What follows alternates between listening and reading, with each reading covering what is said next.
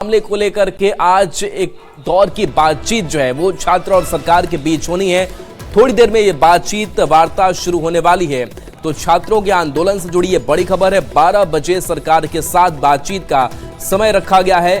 देवेंद्र गुट के 6 सदस्य बातचीत करेंगे, जिसमें कुछ और नाम शामिल हैं। चंदन कुमार, दीनबंधु मंडल, इकबाल हुसैन, रविशंकर बात करेंगे।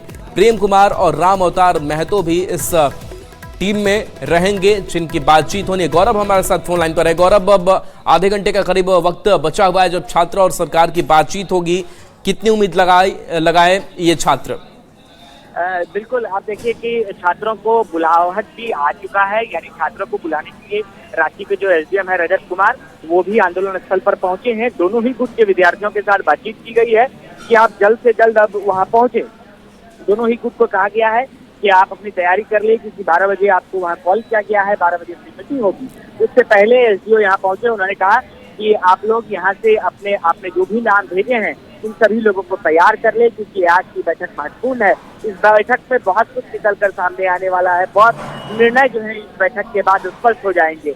तो ये बैठक महत्वपूर्ण है और इस बैठक के बुलावे के लिए सरकार के जो प्रतिनिधि हैं वो पहुंच चुके हैं और विद्यार्थियों के साथ उनकी फिलहाल बातचीत चल रही है। कयास ये लगाए जा रहे हैं कि जब दोनों गुट को एक साथ बुलाया गया है तो दोनों की बैठक भी एक साथ हो सकती है। इस परिस्थिति में एक कॉन्फ्लिक्ट की स्थिति ये हो सकती है कि छात्रों की तरफ से ये कहा गया है कि हम किसी अन्य दलों के साथ बैठकर बैठक नहीं करेंगे। ऐसी परिस्थिति में जब सभी दलों को यहाँ से कॉल कर बुलाया जा रहा है बैठक के लिए, तो देखना होगा कि सभी को एक साथ बैठक के लिए बिठाया जाता है या बारी बारी से बैठक होती है, या फिर किस तरीके से आगे के निर्णय निकल कर आ पाते हैं। चलिए, बिल्कुल, तो इंतजार है 12 बजे का कि 12 बजे क्या सरकार की तरफ से आश्वासन मिलता है। बहुत बहुत शुक्रिया इस अपडेट के लिए आपका, गौरव।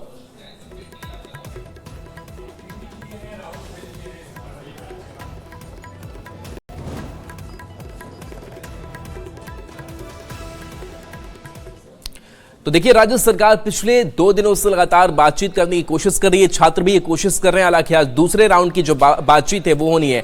तो पहले दिन की वार्ता की तस्वीर आपको दिखा रहे हैं, जब समाधान का इंतजार हो रहा था। देवेंद्र महतो गुट से भी दूसरे दिन की वार्ता हुई और तीसरे दिन की जो वार्ता है वो भी की जानी है। हालांकि छात्रों के साथ दूसरे राउंड की वार्ता जो है वो तीसरे दिन होनी है।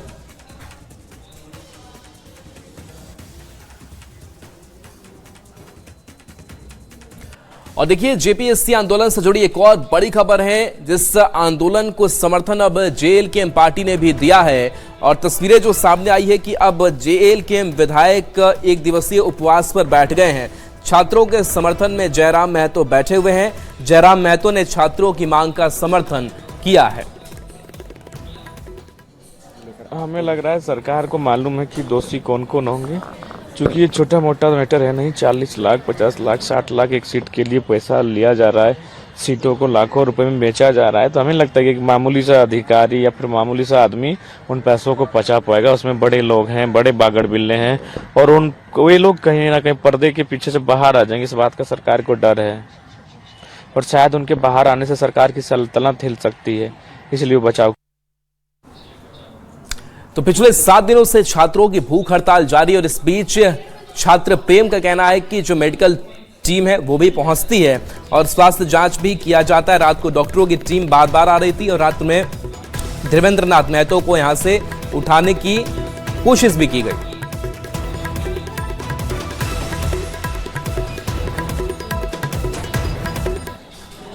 हम शांतिपूर्ण सरकार से कहना चाहते हैं और भारत सरकार, झारखंड सरकार और भारत सरकार से कहना चाहते हैं, हम अपने संविधान हाथ में लिए संवैधानिक तरीके से हम आंदोलन कर रहे हैं। इसलिए हमें तंग नहीं किया जाए। हम बस अपने शांतिपूर्ण तरीके से अपनी मांगों को रखते हुए हम आज तक सीधा साफ तौर पर सिर्फ कानून का, संविधान का पालन करते हुए हम अपनी मांगों को रख रहे हैं। और देखिए, खबर मुंगेर से है, जहां पर चौंकाने वाला एक मामला सामने आया है। बता दें कि मुफस्सिल थाने से गिट्टी लदा जब्त ट्रक रहस्यमय ढंग से गायब हो गया। जिससे पुलिस महकमे में हड़कंप मचा हुआ है। एसपी सैयद इमरान मसूद ने इसे गंभीर लापरवाही मानते हुए जांच टीम गठित की है। मुख्यालय डीएसपी के नेतृत्व में टीम को 3 दिनों में जांच रिपोर्ट सौंपने का निर्देश दिया गया है। खनन विभाग ने ट्रक की जब्ती सूची और थाना से मिली रिसीविंग एसपी को सौंप दी है। इसके बाद पुलिस के पुराने दावे पर सवाल उठ रहे हैं। एसपी ने दोषी पुलिसकर्मियों पर कार्रवाई की बात कही है। दरअसल खनन विभाग ने 3 जुलाई को गिट्टी लदा एक ट्रक जब्त कर मुफस्सिल थाना के सुपुर्द किया था। खनन निरीक्षक मोहम्मद अरमान ने ट्रक की जब्त सूची थाना को सौंपी थी। खनन विभाग के मुताबिक मुफस्सिल थाना के पीटीसी धनंजय कुमार ने जब्ती सूची रिसीव भी की थी। माइनिंग ऑफिसर और थाना प्रभारी को बुलाया गया था ऑफिस में, और उनसे जब पूछताछ करने पे मालूम पड़ा कि थाना में एक एएसआई के माध्यम से उस गाड़ी को रिसीव किया गया था और रिसीविंग माइनिंग डिपार्टमेंट के ऑफिसर को दी गई थी।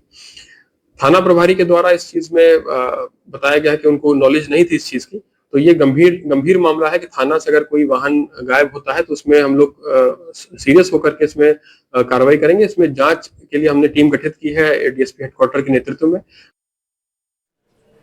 और देखिए बड़ी खबर खगड़िया से, जहां पर डीआईयू और पुलिस की संयुक्त छापेमारी एक्शन देखने को मिला है, जहां पर एक घर पर दबिश देने के लिए पहुंची।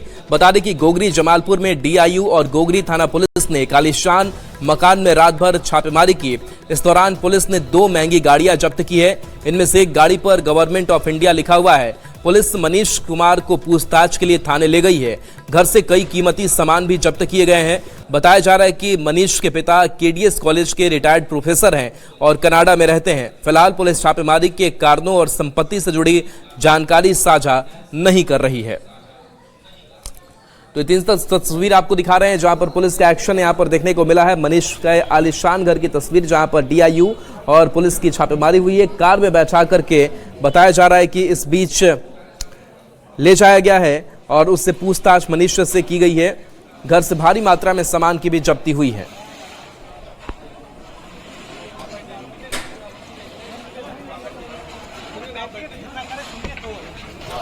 और देखिए दिल्ली में जो ऐप बेस्ड कैब है और मनमानी तरीके से किराए की वसूली होती है, इसको लेकर के जो राष्ट्रीय मानवाधिकार है वो अब एक्शन में दिखाई दे रहा है। बता दें कि इस पूरे मसले को लेकर के राष्ट्रीय मानवाधिकार आयोग ने सख्त रुख अपनाया है। NHRC सदस्य प्रियंक कानूनगो की अध्यक्षता वाली बेंच ने दिल्ली सरकार को नोटिस जारी कर पूरे मामले में जांच के निर्देश दिए हैं। आरोप है कि ऐप बेस्ड कैब और ऑटो रिक्शा सरकार के परिवहन विभाग की ओर से तय किराया दरों से कहीं ज्यादा रकम यात्रियों से वसूल रहे हैं।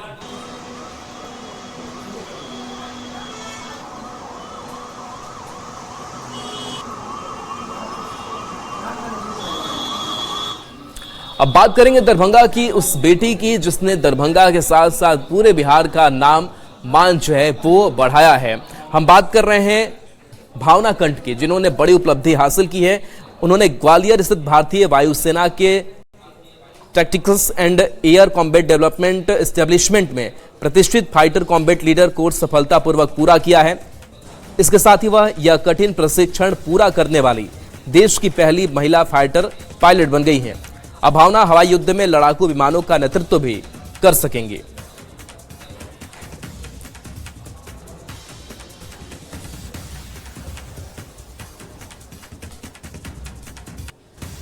और देखिए पटना के अधिवेशन भवन के कार्यक्रम की बात कर लेते हैं। सरकार का यह कार्यक्रम और ऐसे में चिंतन शिविर का आयोजन किया गया, जिसमें मुख्यमंत्री सम्राट चौधरी भी पहुंचे थे। मुख्य सचिव प्रत्यय अमृत ने कहा कि चिंतन शिविर से सरकार को नई नीतियां बनाने और पुरानी नीतियों में बदलाव करने में मदद मिलेगी। उन्होंने कहा कि शिक्षा समाज को दिशा देने वाला विभाग है। बिहार के जिन सरकारी स्कूलों में बिजली नहीं है, उन्हें चिन्हित कर जल्द बिजली पहुंचाई जाएगी।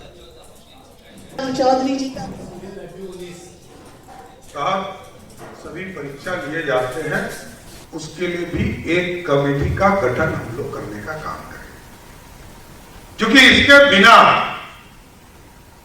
ये जितने भी परीक्षा को हम लोग देख रहे हैं, कुछ न कुछ इश्यूज बना देते हैं, कुछ न कुछ इश्यूज आ जाते। इस बार तो आपने देखा कि आदरणीय प्रधानमंत्री जी ने नीट की परीक्षा में कई संस्थानों को लगाकर, तो उतना फोकस होकर सभी काम लोग नहीं कर पाते। लेकिन मेरा मानना है कि अब फोकस करना पड़ेगा। पूरा युवा पीढ़ी उसको ये नहीं लगना चाहिए मेरे साथ धोखा हो रहा है, इसकी चिंता करनी पड़ेगी।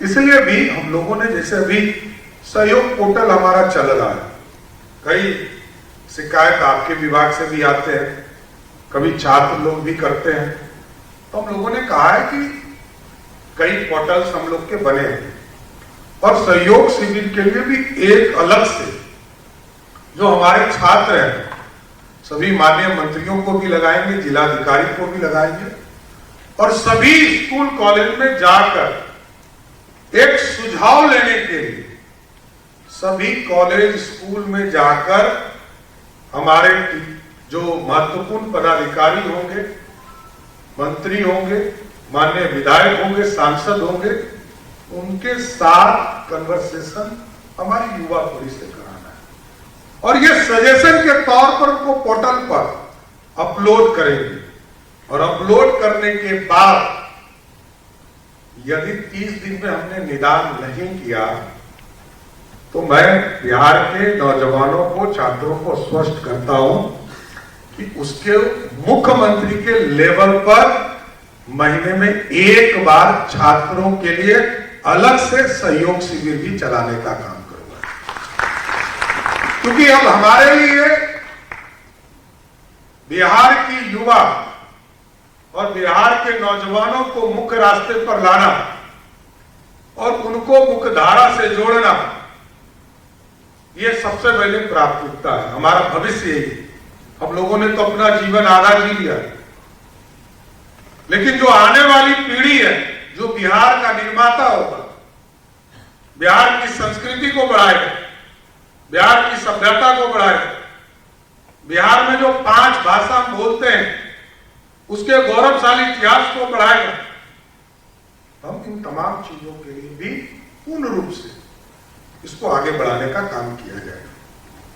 इसलिए उसके लिए जरूरत पड़ेगी तो सभी जो हमारे कंसर्न डिपार्टमेंट्स हैं, चाहे वो हायर एजुकेशन हो, चाहे वो साइंस टेक हो या ITI हो, सभी डिपार्टमेंट्स जो इससे इनसे जुड़े हुए छात्रों से जुड़े, सब में छात्र कल्याण के लिए अलग से एक डायरेक्टरेट बनाने का काम भी हमारी सरकार करेगा, जिससे कि छात्रों को सीधा संवाद हो सके। इसलिए मैं तो यही कहूंगा कि लीकेज प्रूफ चीजों को ठीक करना है और अभी तो हमने कानून भी बनाया है कि अब तो जो भी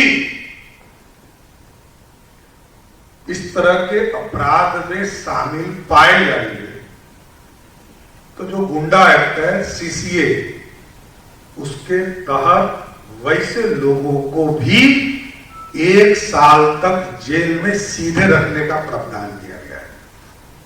किसी को छोड़ना नहीं है, कानून का राज स्थापित रहे ऐसी व्यवस्था खड़ा करना है।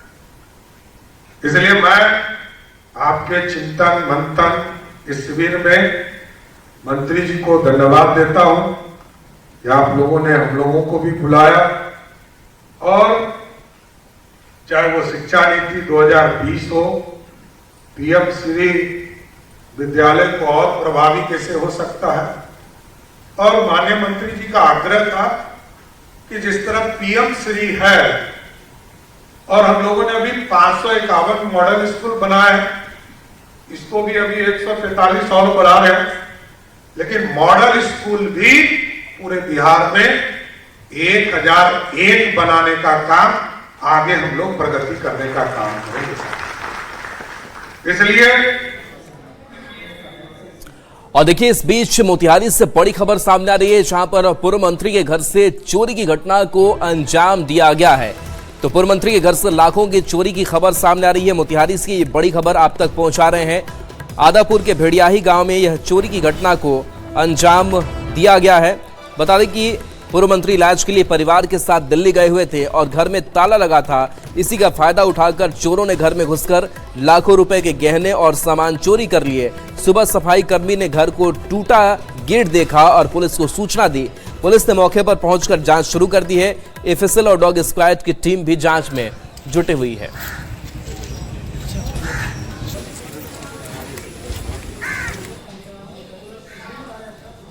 और देखिए राज्य से बड़ी खबर है जहां पर आदिवासियों की परंपरा, आदिवासियों की संस्कृति की जो झलक है वो दिखाई देने वाली है। आदिवासी समारोह का आयोजन आज और कल है। बता दें कि मोरहाबादी मैदान में आदिवासी समारोह आयोजित है। सीएम और राज्यपाल कार्यक्रम का उद्घाटन करने वाले हैं। अतिथियों का आदिवासी संस्कृति से स्वागत होगा। ओडिशा, महाराष्ट्र समेत कई राज्यों से कलाकार पहुंचे हैं। पाइका, झूमर, छऊ और कर्मा नृत्य की प्रस्तुति दिखेगी।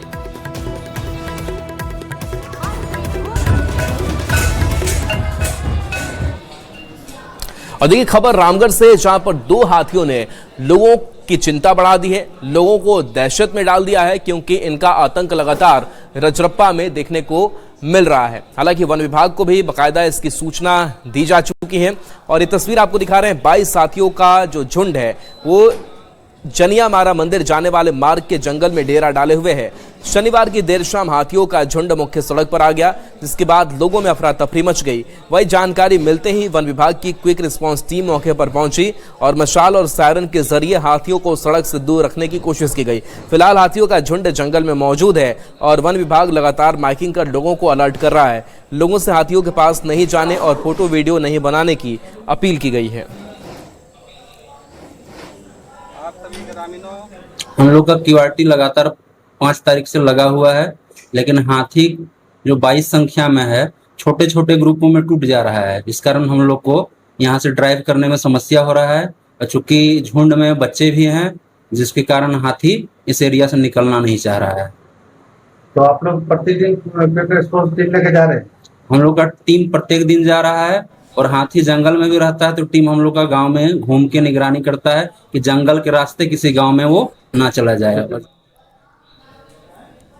और देखिए पश्चिम बंगाल के झारग्राम से खबर है, जहां जंगल में 2 हाथियों का आतंक लगातार देखने को मिल रहा है और किस तरीके से वहां पर दहशत फैला हुआ है, इस रिपोर्ट में दिखाते हैं।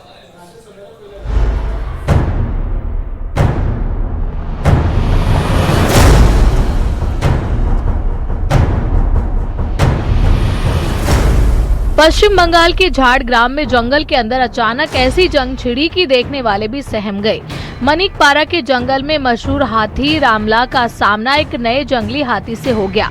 बताया जा रहा है कि नया हाथी रामला के इलाके में दाखिल हुआ और बस फिर क्या था, शुरू हो गई वर्चस्व की जंग। दोनों हाथी आमने सामने आए, चिंगाड़े और फिर एक दूसरे पर टूट पड़े। देखते ही देखते टक्कर इतनी जबरदस्त हो गई कि जंगल का इलाका उनकी चिंगाड़ से गूंज उठा। हाथियों की इस भिड़ंत का रोमांच देखने के लिए बड़ी संख्या में लोग भी मौके पर पहुंच गए। किसी ने दूर खड़े होकर नजारा देखा तो किसी ने मोबाइल निकालकर हाथी की इस खतरनाक जंग को कैमरे में कैद कर लिया। अब यही वीडियो सोशल मीडिया पर तेजी से वायरल हो रहा है। उधर खबर मिलते ही वन विभाग की मानिकपारा बीट टीम मौके पर पहुंची और हालात पर नजर रखी। अधिकारियों ने लोगों को सुरक्षित दूरी बनाए रखने की हिदायत दी, क्योंकि जंगल में जब 2 गजराज आमने सामने हो तो तमाशा देखने की नहीं, सुरक्षित रहने की जरूरत होती है।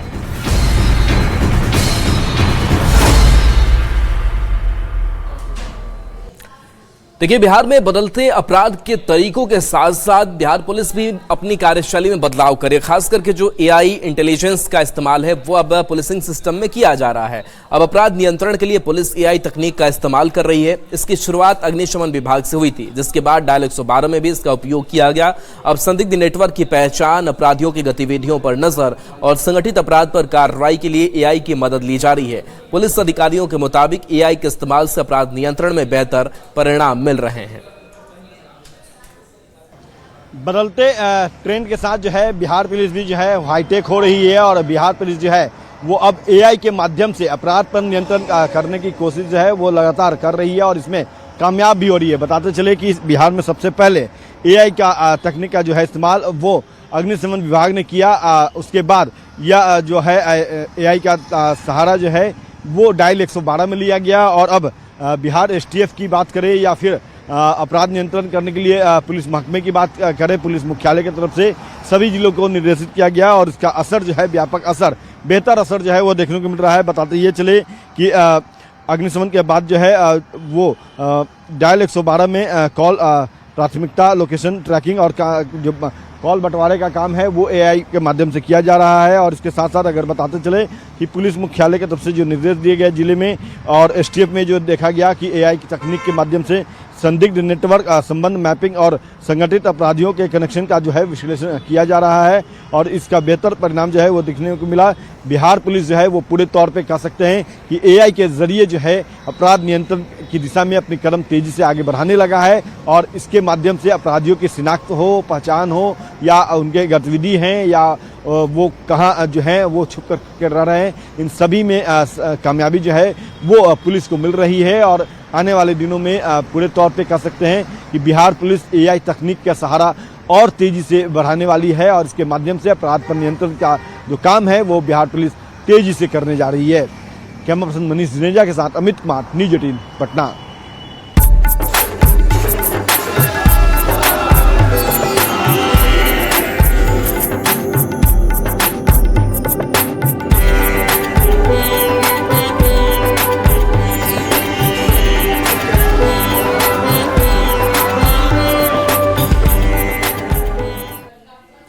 सिमडेगा में आस्था का खूबसूरत नज़ारा देखने को मिला, जहां सावन के इस महीने में नन्हे कांवरिया अपने कंधे पर कांवड़ लेकर के दिखाई दिए और ये तस्वीर सामने आई है जहां पर भोले की पूजा करते ये नन्हे कांवरिया नजर आ रहे हैं। मारवाड़ी युवा मंच की ओर से बाल कांवर यात्रा निकाली गई थी।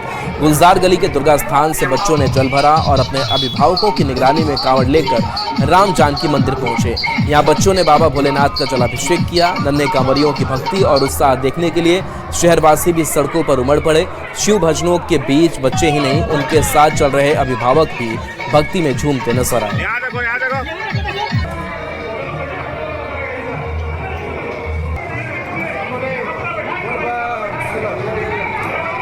और चाईबासा से भी कुछ ऐसी ही तस्वीर सामने आई है, जहां पर नन्हे भक्त कंधे पर कांवड़ लेकर के पूजा अर्चना करते हुए वो दिखाई दे रहे थे। ये तस्वीर सामने आई है जहां चक्रधरपुर में भी आस्था और भक्ति का अनोखा नजारा देखने को मिला।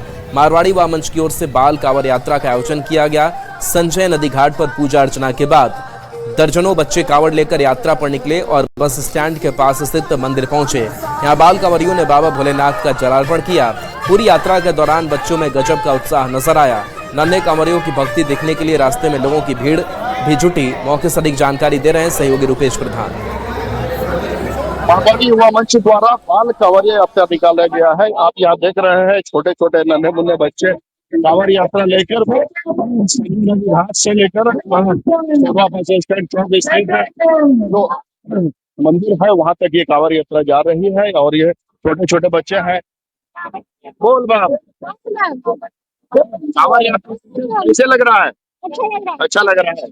चक्रधरपुर में ये दूसरी साल हो रही है। इसमें बाल कांवड़ यात्रा निकाली गई मारवाड़ी युवा मंच चक्रधरपुर शाखा के थ्रू और हमारा उद्देश्य यही है कि हर बच्चे के मन में, हर सनातनी के मन में हर महादेव होना चाहिए। सावन का पावन महीना है और ये हम हमेशा निकालेंगे। बच्चे लोग में एक प्रसारित होता है अपने समाज के प्रति और बहुत अच्छा लगता है कि छोटे बच्चे लोग 3 साल से लेकर 14 साल के बच्चे लोग कांवड़ में शामिल हुए। 50-60 बच्चे लोग हैं और एक तो है सब। बस यही हमारी मंच द्वारा जो बाल कांवड़ यात्रा निकाला गया है, इसमें एक संदेश देना है कि छोटे बच्चों में भी सनातन संस्कृति का जो मन में एक भाव उत्पन्न हो और लोगों को भी संदेश दे रहा है कि छोटे बच्चे जिस उत्साह के साथ सनातन संस्कृति को अपना रहे हैं और एक संदेश दे रहे हैं कि सावन के पावन महीने को हमें उत्साह और उमंग के साथ मनाना चाहिए। कि बच्चे भी एक उत्साह और उमंग के साथ लोगों को संदेश दे रहे हैं कि सावन के पावन महीने को हमें काफी उत्साह और उमंग के साथ मनाना चाहिए। रुपेश प्रधान, न्यूज़ 18 चाईबासा। और देखिए, सावन के इस पावन महीने में कांवरियों की यात्रा जत्था, उनकी संख्या बढ़ती जा रही है। अभी किस तरीके के तस्वीर हैं वो आपको इस रिपोर्ट में दिखाते हैं।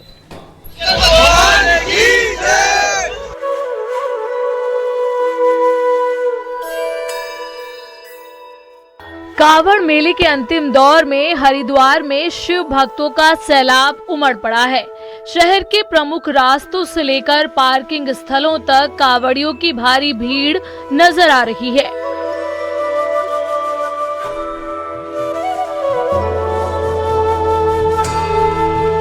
हरदोई में पांचाल घाट से गंगा जल लेकर भाई बहन शिव मंदिर के लिए दंडवत यात्रा पर निकले। जमीन पर पूरी तरह लेटकर हाथ से दूरी नापकर अगला कदम बढ़ा रहे हैं।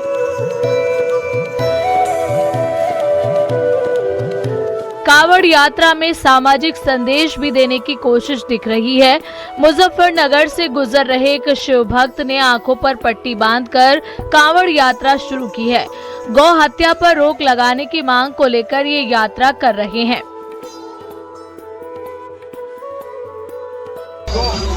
को साथ में लेकर चले थे जी हम। तो तुम्हारी ये गौ माता है ये? हाँ जी, हमारी है। गांव से लेकर चले थे हरिद्वार तक? हरिद्वार पर गंगा जी नहला के फिर वहाँ से लेकर जाएंगे घर पे। जीव जंतुओं के प्रति प्रेम का संदेश देने की कोशिशें भी दिख रही हैं। हरियाणा के सोनीपत से आया एक कांवड़िया 9 पालतू कबूतरों को लेकर आया है। कांवड़ के दोनों ओर पिंजरे लगाए गए हैं। वैसे तो मैं 2015 से कावड़ लेके आ रहा हूँ, फिर मैंने सोचा मैं कुछ ऐसा करूं पब्लिक भी देखे। फिर मैंने ये बोले जा भाई किताब पढ़ी जो अमरनाथ पे जो अमृत हुआ था कबूतरा का, मगर इसके ऊपर कोई कावड़ ले जाए। फिर मैंने इसको बनाते बनाते मैंने इसका नक्शा तैयार किया, पूरा प्रॉपर तैयार होते ही फिर मैं वेल्डिंग वाले की बात की। मैंने कई ऐसी बात की, कोई मना कर रहा था, कोई यहाँ कर रहा था। फिर एक अपने बात की, फिर उन्हें मतलब उसको भी समझ में नहीं आ रहा था। फिर मैं उसको समझाता रहा, वैसे वैसे वो बनाता रहा। हरिद्वार से दिल्ली जा रही 4 शिव भक्तों की एक टोली वीर क्रांतिकारी भगत सिंह, सुखदेव और राजगुरु को श्रद्धांजलि देती हुई मुजफ्फरनगर पहुंची। लोग अपने फोन से तस्वीर